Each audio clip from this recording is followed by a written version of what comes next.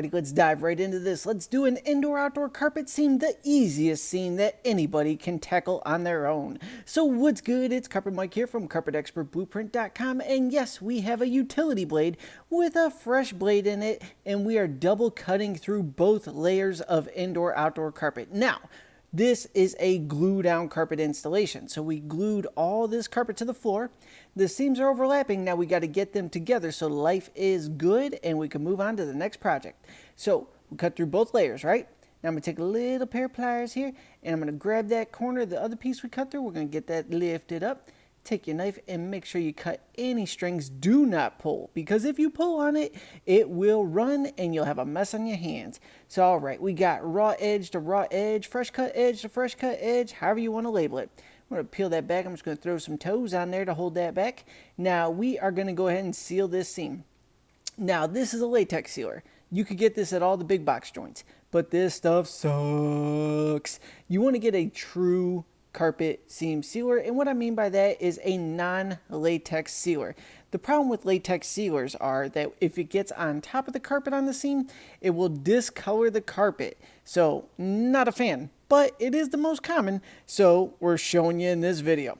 So anyway, we got a little tiny bead going all the way down on the seam. Now we're going to do a little swoop action here. This is going to take the most finesse for you because I just gave you a whole speech about if you get that latex on top of the carpet, it will discolor it when it dries.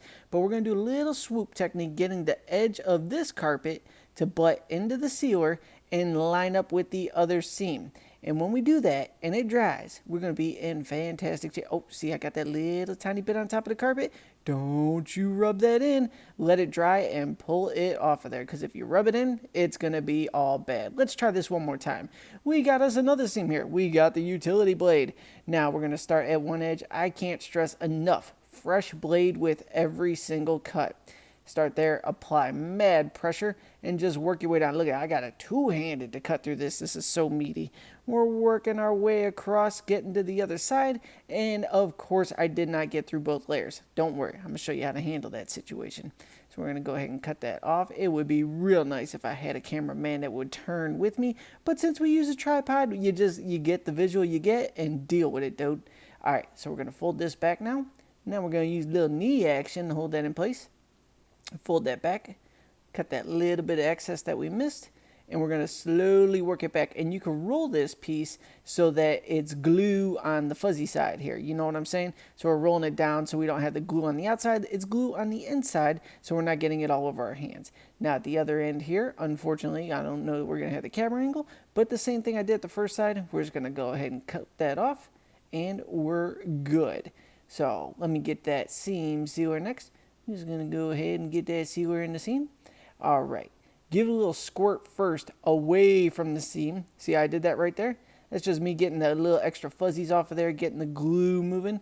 And now that I know that it's moving, I could go ahead and put it along the edge. If you just give it a good squeeze right at the beginning, it could go all over top of the carpet, and you don't want that.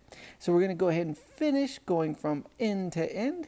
And we're down at the other side, so everything's good. We're going to pull that sealer bottle out, wipe the excess off the backing because that doesn't matter. Then we're going to do that same exact swoop action. And it looks like you'll probably get a better angle of it here. Let's see once my hands get, yeah, oh yeah, look at that.